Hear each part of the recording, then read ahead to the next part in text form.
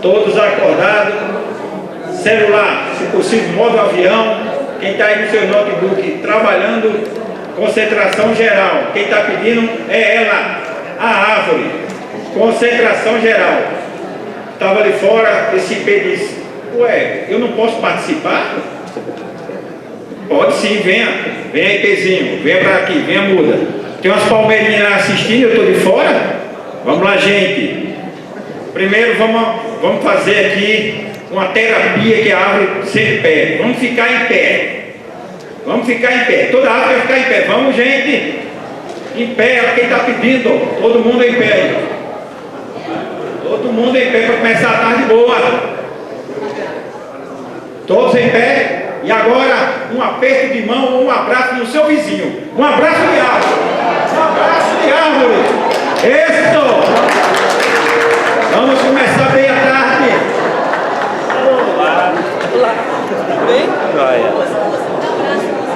Isso! Meus amigos e minhas amigas. Isso! Meus amigos e minhas amigas amantes das árvores urbanas. Que congresso, hein, gente? Que congresso! Muito bem! Congresso show! Estamos aí nesse 24º Congresso Brasileiro de Arborização Urbana, o terceiro Ibero-Americano. Show! Bem, amigos, vou me apresentar rápido, porque aqui tudo vai ser rápido, para não ter demora.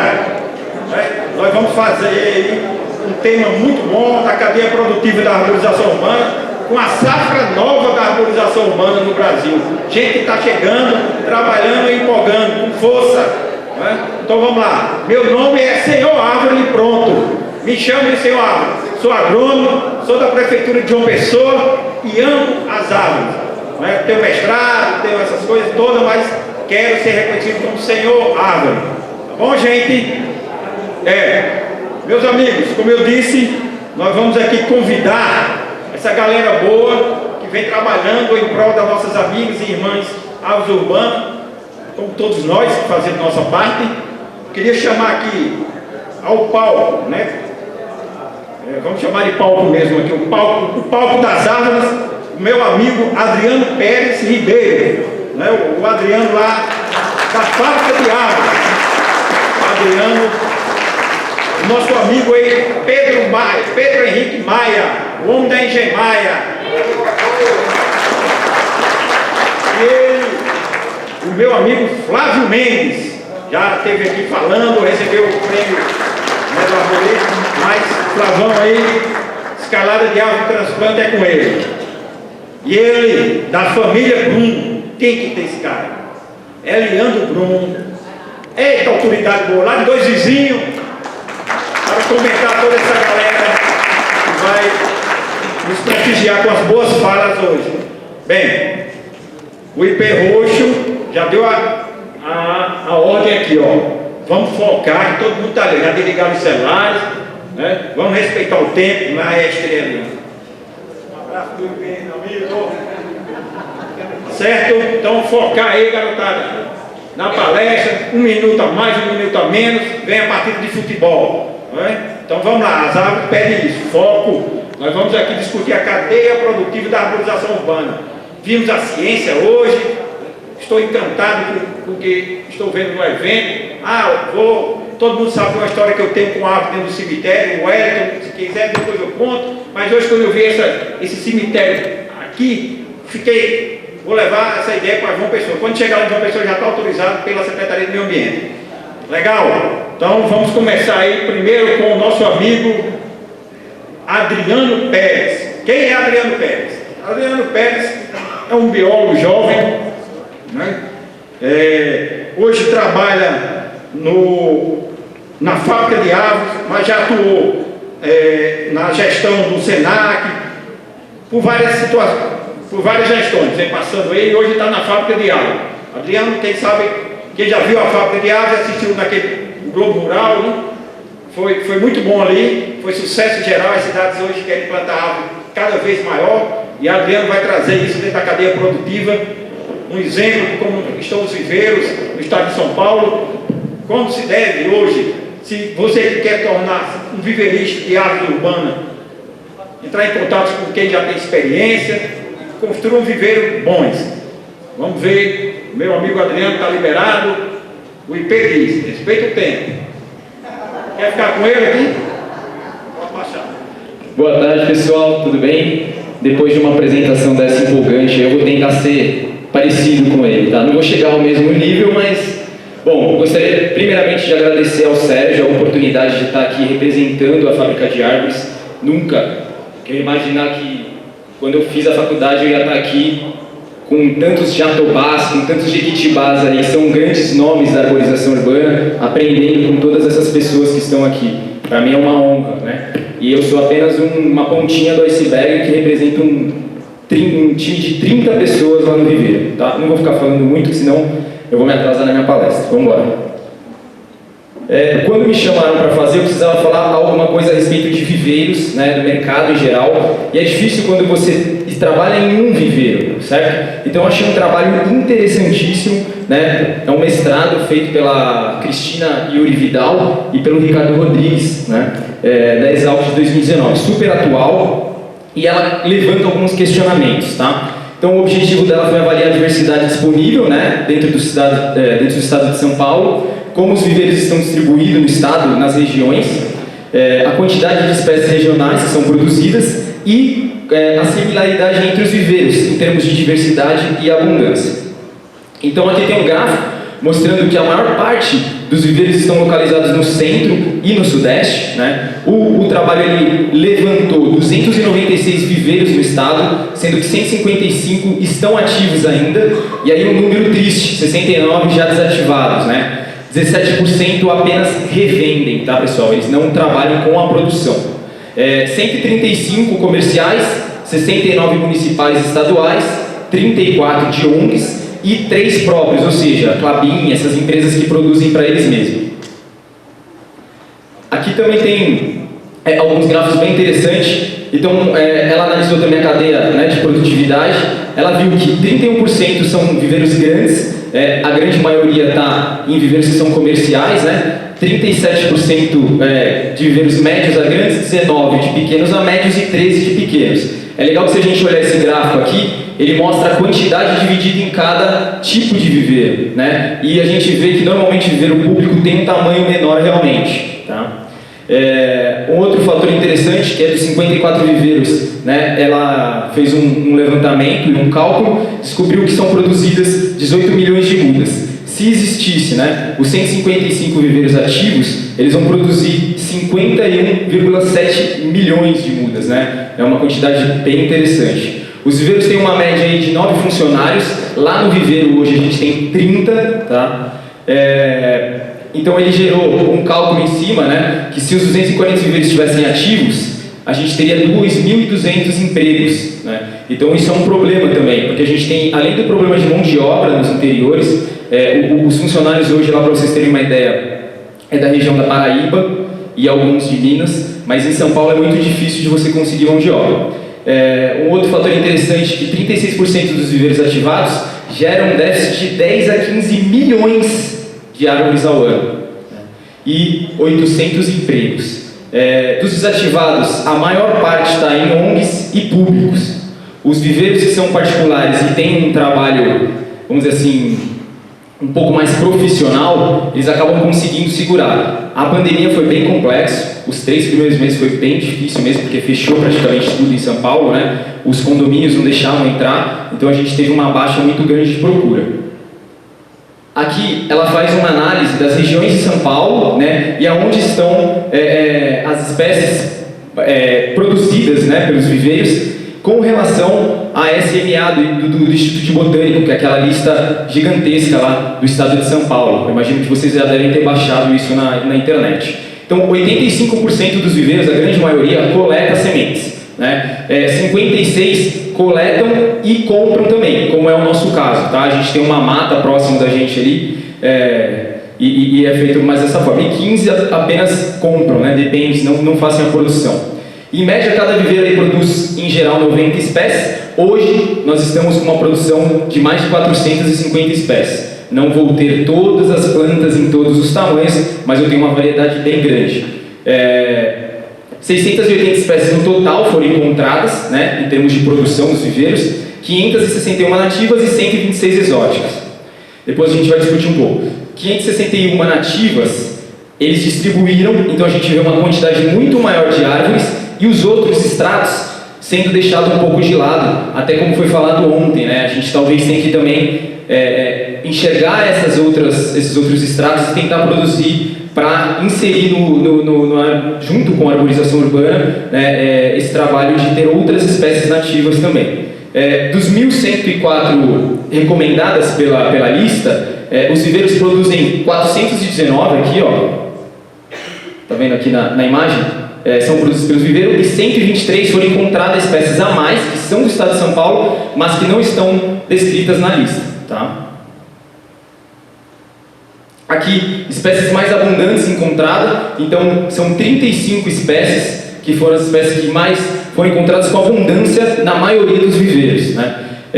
Das 561, apenas 6,4%, né, somam a metade, que são essas daí. O restante, que seriam 526, ou seja, quase 93%, são uma quantidade muito baixa, porque essas plantas acabam se desenvolvendo com mais rapidez, né, frutificam com mais facilidade, então tem alguns fatores, né. 548, eles dividiram aí por ambientes dentro do estado de São Paulo, né? Então a gente vê sempre uma quantidade maior de Mata Atlântica, como é no meu viveiro também. 396 de Cerrado, 250 espécies de região de floresta e generalistas, que acontecem em vários biomas, né? E apenas 94 que são típicas de formações savânicas.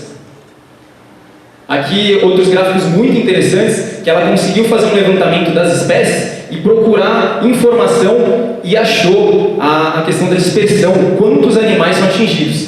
Então aí você tem uma ideia de 315 espécies, 189 ela tinha informação, né, e descobriu que 292 animais são atingidos através dessas espécies. Muito legal, né? E aí ele tem também uma análise dos grupos funcionais, né? Então aqui a primeira linha, a primeira coluna é em relação à lista, e depois a gente vê ali um pouco de diferença, né, na quantidade, na riqueza dos viveiros e na quantidade, né, onde a gente vê que a quantidade ali de não pioneiras passa a ser maior nos viveiros. E ali também uma outra análise bem legal com relação à dispersão das sementes. As zoocórias que são mais indicadas pela lista, na verdade, quando a gente vai para a riqueza está bem parecido, só que quando a gente vai para a quantidade, a gente vê que as anemocóricas ou as autocóricas acabam sendo mais, tem uma maior quantidade nos viveiros. Aqui, mais duas listas interessantes também, que ela acaba colocando das 30 espécies que mais têm interação com os animais, 25 estão presentes nos viveiros, né? Ali é legal que ela coloca também, ó, a quantidade de frugívoros que ela atinge. Isso é sensacional, né? E a frequência, e aí a gente vê que a frequência aqui já é um problema. E um outro fator também são as espécies exóticas, algumas invasoras, que são vendidas também para restauração, mas que a gente tem que começar a tomar cuidado com isso. Ali algumas listas de espécies exóticas, né? E aí eu peguei duas informações que eu achei bem interessante. As espécies exóticas são consideradas uma das principais causas de perda de diversidade, além de outros fatores que ele coloca ali. E a lista, né, com base na guia de plantas não desejáveis da restauração florestal, eu faço aqui uma pergunta para vocês. Será que a gente não pode usar esse mesmo padrão para as plantas de arborização urbana também, evitando que essas plantas, principalmente que são exóticas e invasoras, saiam da cidade e cheguem até as áreas de preservação ambiental? Como eu moro do lado da Cantareira e a gente tem invasão de 3, 4 espécies assim de uma forma muito agressiva.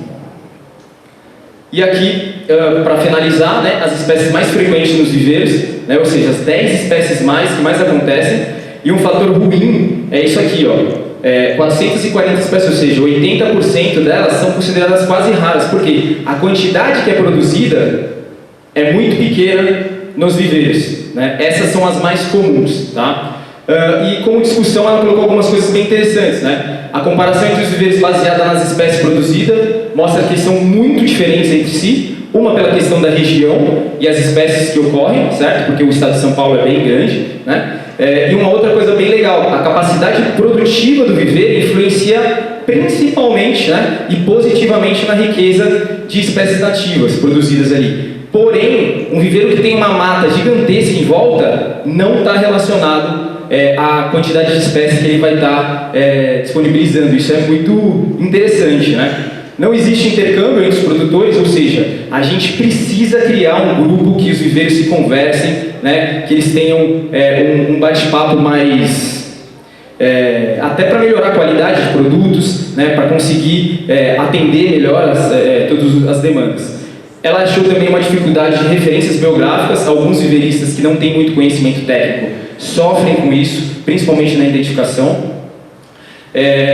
Baixa organização de gestão empresarial, isso é o maior problema em geral dos viveiros. A gente conversa isso, é uma coisa...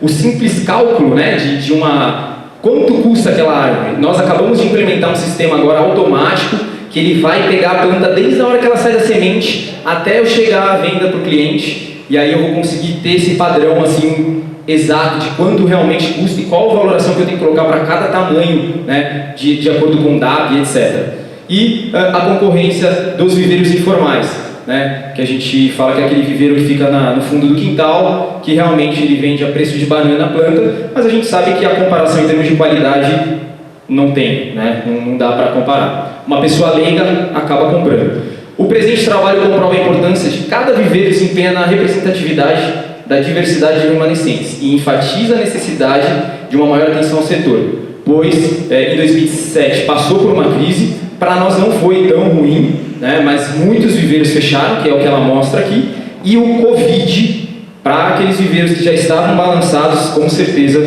foi um efeito muito ruim. Aqui, chegaram essas perguntas para mim e eu vou tentar responder para vocês em cima do que a gente trabalha lá. A principal demanda dos poderes públicos quanto ao tamanho de mudas. Hoje, São Paulo exige DAP 3, né, aquele padrãozinho tradicional que vocês conhecem, e alguns projetos vêm sendo pedido DAP 5. E aí eu entrei em contato com pessoas que eu conheço que trabalham na ponta lá, que fazem os serviços, né, de compensação e etc. E eles dizem que é uma jogadinha, isso eu não posso atestar, mas que em um projeto cabem 10 árvores, eles aumentam o DAP, diminuem a quantidade de árvores e aí o restante você dá no fundo, né? Então, se for isso, não é legal. Por quê? O munícipe ele quer se ver livre do problema. E aí, quanto mais barato ele paga, melhor ele considera. Poucas pessoas, nesse caso, procuram qualidade. Procuram, sim, acabar com o problema, tá? Existe diferença entre prefeitura e particulares? Sim. Um projeto de paisagismo hoje procura plantas de importe maior, a partir de DAP 3 até árvores de 15 metros de altura, tá? A questão de qualidade, pelos clientes finais ou paisagistas e construtoras, vem crescendo muito. As prefeituras, agora que eu estou vendo essa mudança de conceito, eu já estou há 4 anos lá e estão começando a procurar nós também, tá? Antigamente eu já trabalhei na prefeitura de Guarulhos e assim, o nível de qualidade das árvores lá era assim, pífio, era horrível. Tanto que a gente fez alguns projetos que a gente achava que as plantas iam morrer, aí ela vai engatinhando lentamente, mas né, vai para frente com muita dificuldade. Existem diferenças entre prefeituras e particulares? Perdão, já falei essa. Evolução das exigências do cliente quanto à qualidade das mudas. Como eu falei, hoje nós desenvolvemos 2 projetos principais com construtoras, onde nós produzimos as plantas durante 2, 3 anos para entregar em 2 projetos, vou mostrar para vocês aqui.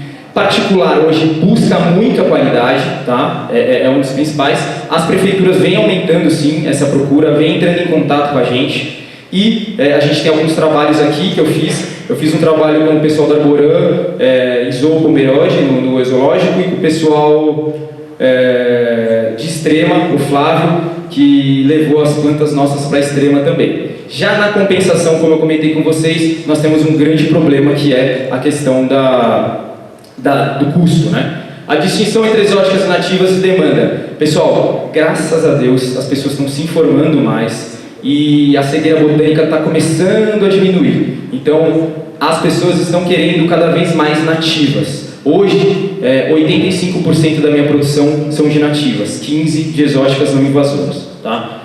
E existe alguma diferença regional com a questão da procura? Sim, já estou recebendo bastante orçamentos com espécies, até eu recebi um do Nordeste, eu não lembro a cidade agora, mas assim, eu tinha 30% das espécies, sendo que eu tenho 450. Então assim, espécies muito específicas da região.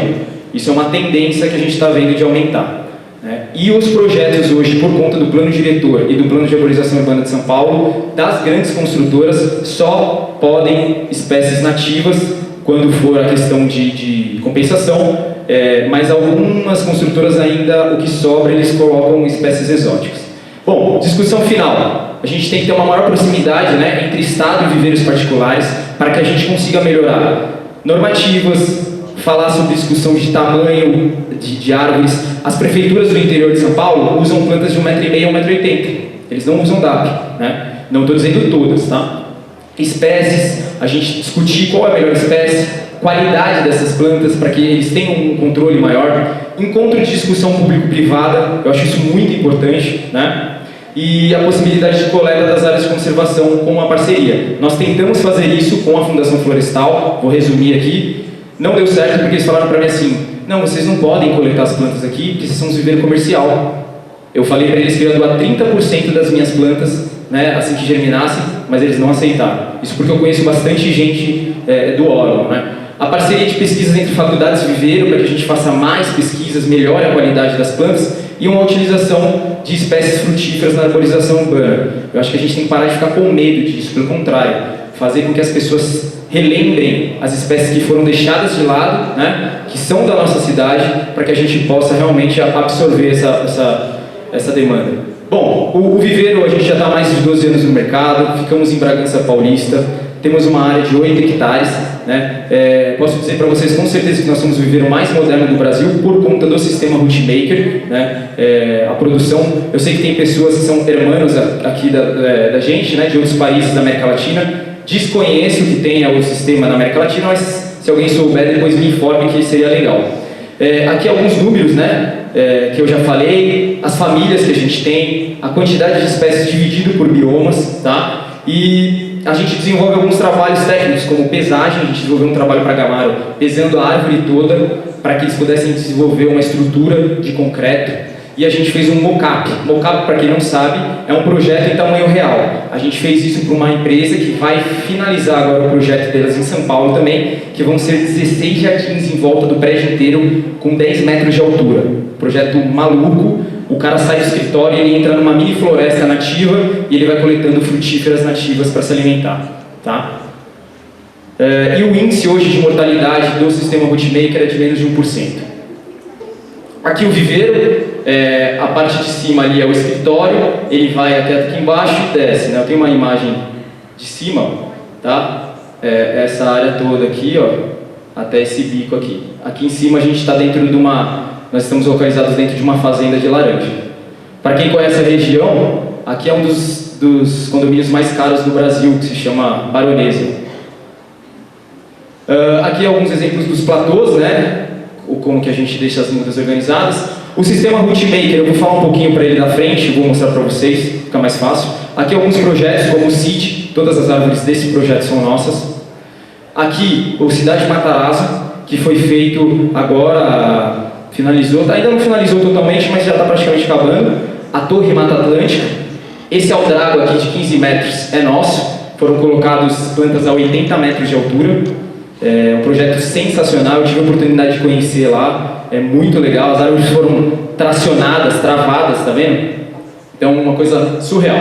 E aqui, esse projeto está em implantação agora, que se chama O Parque. Ele é um parque embaixo de 2 torres, sensacional assim também, projeto muito legal, muito bem desenvolvido. Bom, processo do viveiro. Inicialmente, o processo de germinação pode durar de 3 dias a 1 ano, dependendo da espécie. Uma palmeira demora bastante. Aqui, o próximo processo, a partir do momento que emite as radículas e as vias aéreas, a gente tira a plântula e passa ela para o sistema do Rootmaker, que eu vou mostrar para vocês o vasinho. Fazíamos o cadastro num caderno, hoje é tudo no computador, né? E ali é a estufa de sombreamento que a planta fica quando, mais ou menos de 3 a 6 meses, até a gente colocar ela na rustificação. Aqui é um exemplo do primeiro tubetinho do Rootmaker, né? As raízes são sempre encaminhadas para esses buracos. A partir do momento que ela chega no buraco, ela sofre a poda aérea, que a gente chama. E a poda aérea gera um desenvolvimento de radicelas internas ao solo. E enquanto ele ficar no sistema, ele não para de produzir radicela e enquanto ele ficar no sistema, ele não enovela a raiz, tá? Aqui é uma copaíba e embaixo é um pau-viola. Aqui a gente desenvolveu uma adaptação, colocamos as plantas num tubetão de 3.800, são as plantas que eu vendo para reflorestamento, em média de 50 centímetros a 1 metro. Aqui, se eu não mando para reflorestamento, eu sigo todo o processo dentro do sistema do Rootmaker. Então eu tenho os vasos, que eu vendo plantas de 1,5 m a 1,80 m, quando ela chega nessa altura de 1,80 m, ela já está formando DAP 1, 2, eu passo ela para o builder, né, e coloco ela aqui onde ela vai engordar. O outro sistema também do Rootmaker se chama Trapper. Aqui o Niche, que é um sistema que a gente faz o plantio no solo, e ele diminui a agressividade da sangria, tá? E depois eu posso passar ele para o Builder, que é o plástico preto novamente aqui, ou para o Trapper.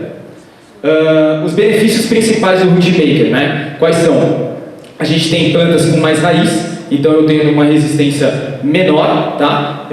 A gente tem também uma formação de raiz maior, eu formo uma copa mais bonita. Se eu tenho uma copa maior, eu tenho mais fotossíntese. Se eu tenho mais fotossíntese, eu absorvo mais nutriente. Então, o desenvolvimento pós-plantio é muito acelerado em comparação com o sistema tradicional. E o amadurecimento da planta. Eu tenho IPs com 3 a 4 anos, com 1,5 m a 1,80 m já florindo. Em média, o IP demora aí 7 a 10 anos. Né?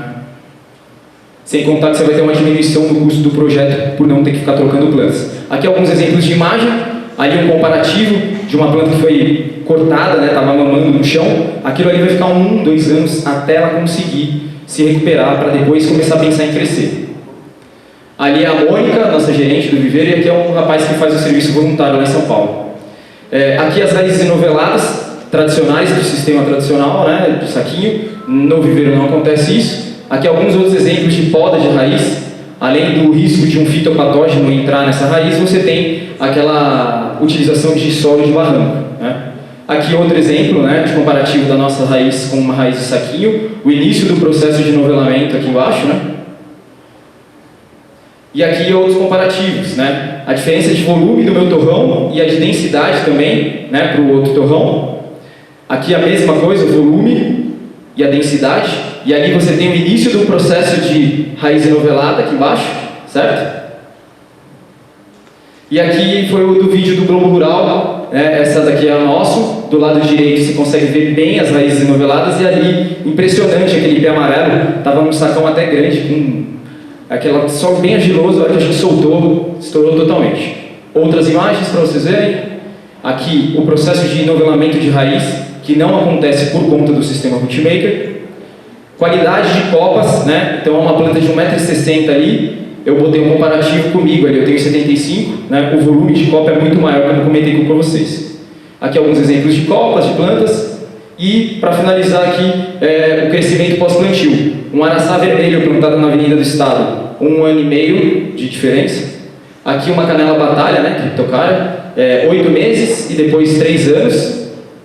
Aqui, uma bosa branca com 4 meses após o plantio. Pô, Adriano, mas nem cresceu muito. Não, mas olha o volume de folhas novas que ela gerou. Isso mostra que a planta está bem.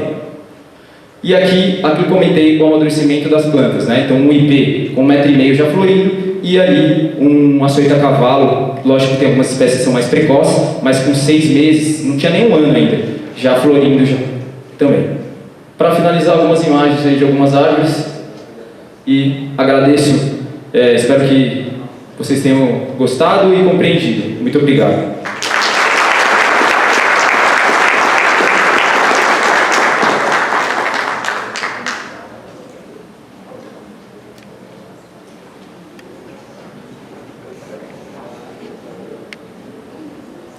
Vamos lá, gente. Parabéns, Adriano. O IP roxo quer ir morar lá, na fábrica de árvore, né, filho? Bom. Nós temos dentro dessa mesa, né, a cadeia produtiva da arborização urbana, sendo apoiada pela Engemaia e Flora Pantanal, que contribuíram para a vinda de alguns palestrantes a estarem aqui nesse evento. No final, nós vamos ter alguns avisos, né, alguns avisos importantíssimos para todos. Aviso dela, sempre, ó. A árvore vai avisar, e ela avisando, temos que cumprir, senão não vieram para o Congresso. Bom, agora nós vamos receber, para dar continuidade, né, dentro. A gente viu as árvores bonitas, que serão plantadas, mas como já dizia a nossa eterna e grande mestre Maria do Carmo, não adianta só plantar, temos que ter zelo, e zelo se faz com o que a gente vai ver aqui. Nós vamos ter agora o Pedro Maia, né, o Pedro Maia é da empresa Engemar, ele é engenheiro civil, né, ele formou em engenheiro civil, mas se apaixonou pelas árvores, abandonou o ramo da engenharia civil, mas o engenheiro civil, ele ama as árvores. Não existe um engenheiro civil que não ame árvores, todos amam as árvores, só existem alguns perturbadores. Bom, então Pedro Maia vai falar um pouco, né, dessa cadeia produtiva, dos serviços, na experiência dele, né, o que ele tem encontrado a nível de país, do Brasil, principalmente nas licitações, nas prefeituras, não trabalho mais envolvendo isso. É com você, meu amigo Pedro Maia.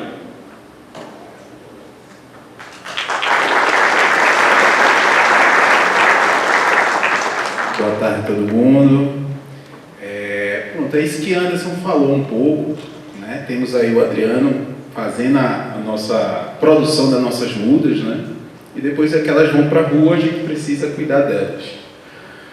Então, a gente está aqui no tema de cadeia produtiva, né, na arborização, do manejo da arborização humana, e eu vou falar um pouco sobre a nossa atuação no Brasil, né? Hoje a gente está lá em Recife, a gente faz o manejo arbóreo contratado pela Prefeitura da cidade de Recife, Companhia de Águas de Pernambuco, a Compesa, a Universidade Federal de Pernambuco e o CPOR, que é o Exército lá. Então a gente faz todas essas podas na cidade de Recife.